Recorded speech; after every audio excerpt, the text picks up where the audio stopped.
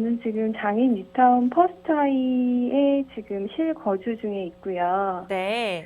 추가로 그 한 채를 더 구입하고 싶은데 제 명의가 나을지 자녀 명의로 증여를 이렇게 해서 할지 고민이 돼서 여쭤보고 싶어요. 네. 그렇다면 보고 계신 지역이 어디일까요? 어떤 물건일까요? 아직은 본 지역이 없어서. 그러세요? 네. 네, 알겠습니다. 그렇다면 서울 지역에서 어느 곳이 투자 목적으로 괜찮을지 대표님과 상담 도움드리도록 할게요. 인사 나눠보세요. 네. 네, 안녕하세요. 안녕하세요. 네, 반갑습니다. 네, 반갑습니다. 네, 장인 뉴타운이 많이 살기 좋아졌죠? 네. 가격도 많이 오르고. 네. 예, 일단 장인 뉴타운을 사다 보니까 좀 여유 자금이 좀 있으신가 봐요. 네. 있습니다. 뭐 영혼을 끌어모아 영끌이 투자하려는 건 아니죠? 그거는 아니고요. 예. 여유 자금이 한 4억에서 5억 정도 있는데, 네, 예, 자녀 명의로 좀 해주고 싶은 생각이 들었어요. 알겠습니다. 자녀가 몇 살이세요? 자녀가 이제 고3하고 20살. 20살, 고3. 네. 좀 딱 어쩌면은 계획상으로 보면 지금 딱 증여할 시대고요. 네. 그다음에 이제 뭐 또 심지어는 더 어릴 때 해도 됩니다. 네. 증여는 이제 이 증여를 하려면 기본 개념은 네. 내가 사는 집, 내가 갖고 있는 주택은 안 팔겠다는 개념이 필요해요. 네네. 그래서 장인 뉴타운은 당분간 안 파실 거죠, 그죠? 개발 호재도 좀 있고, 동북선 되면 예. 좀 오를 것 같아서 길게 가져갈 거라. 예. 길게, 맞아요. 그러니까 길게 기존 주택은 가져가야 되는 거예요. 네. 롱하게. 네. 그러니까 여기 장인 뉴타운이 좋은 거지 동북선 때문에 오르는 건 아니에요. 네네. 제가 지금까지 경전철 개통돼가지고 오르는데 별로 본 적이 없어요. 네. 그건 업자들이 막 그냥 지어대는 거예요. 그것 때문에 오르는 게 아니라 그 강남은 아무 지하철도 없는 안 뚫리니까 개통 안 올라야 되잖아요. 그죠?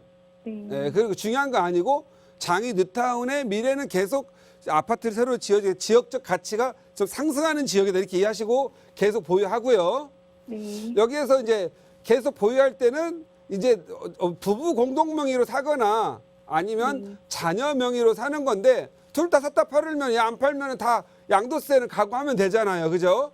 네. 그런데 양도세를 각오하다가 자녀분이 대학 졸업하고 직장을 다니면 세대 분리해서 비과세 만들 수 있으니까 좋죠. 그죠?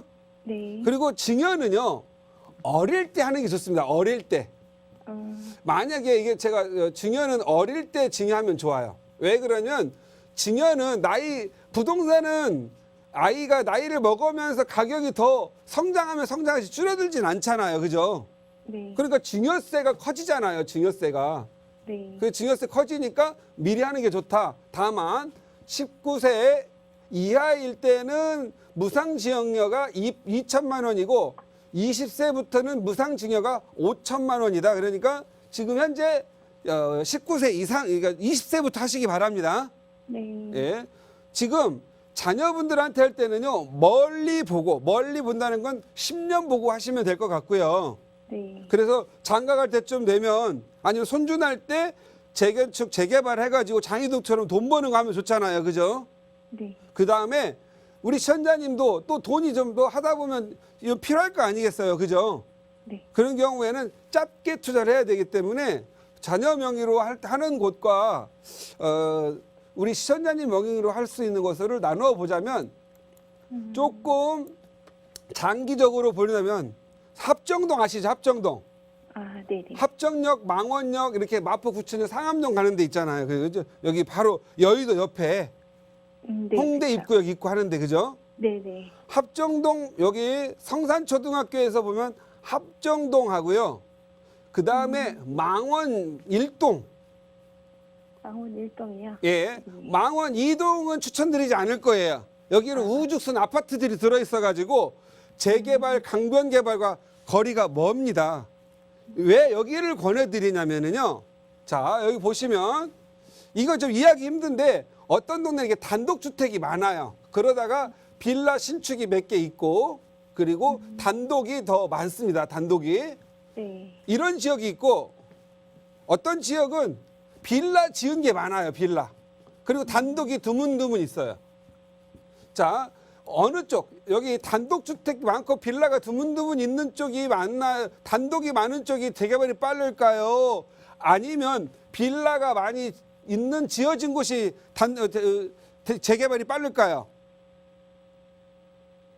단독 아닐까요? 네, 맞아요. 일반적인 사람들은 단독주택이 많은 곳이 재개발이 빠른 걸로 알고 있는데 천만에요. 예, 정비구역 지정되려고 정비구역 검토하잖아요. 그때부터 건축업자들이 늑대처럼 달려가서 저쪽 얘기를 하는 거예요. 그럼 노후도, 평균 노후도가 있는데 헌 주택이 60% 이상이 돼야 되는데 다 지어대 건축허가 받아가지고 그래서 노후도가 안 맞아서 진행이 안 돼요.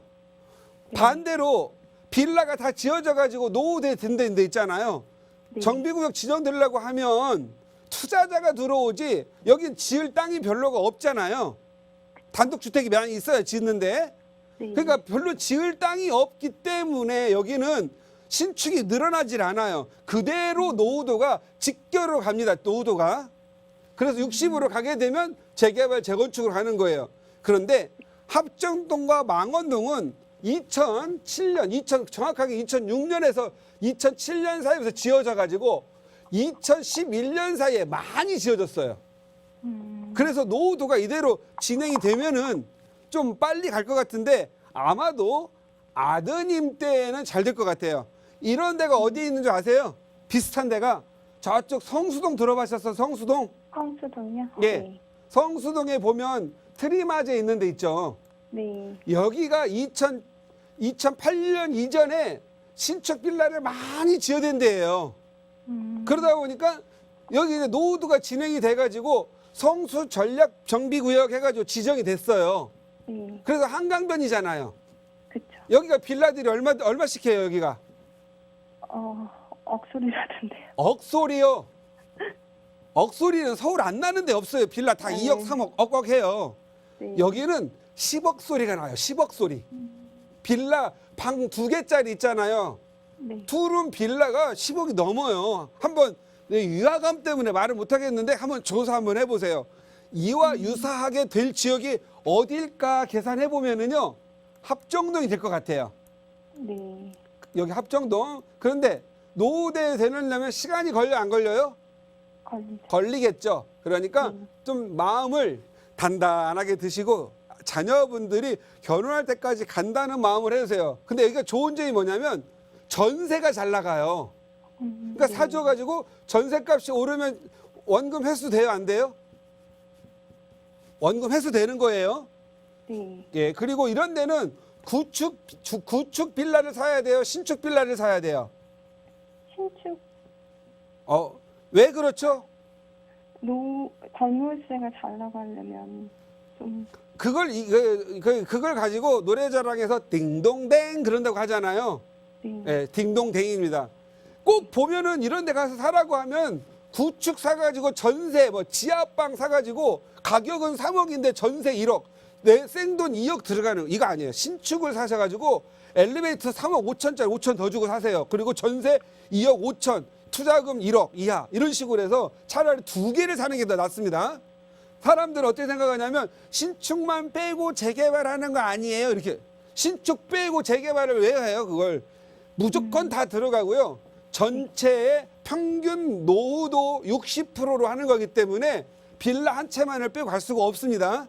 네. 그래서 이렇게 재개발 예정지는 신축을 사는 게 좋습니다. 그러면 입주권이 있어요, 없어요? 물어볼 거 아니에요. 네. 있을까요, 없을까요? 입주권 예, 있어요. 재개발지에서는요 건물 뚜껑 이걸 땅이 있고 그러니까 건물 주택 있잖아요. 네. 땅 지분 없고 땅 지분 0이고 주택만 이걸 뚜껑이라고 하거든요. 네. 무허가 건축물 얘도 입주권을 주는데 빌라는 대지와 위에 빌라 있잖아요. 네. 예, 주택 땅 2개 양등기를 갖고 있다고 하는 거거든요. 양등기가 있으면 무조건 입주권이 주어진다. 그래서 여기 한번 조사해보고 투자해보시기 바랍니다. 네. 네, 요걸 마치도록 할게요. 네, 감사합니다. 네, 잘 투자하시기 바랍니다. 네.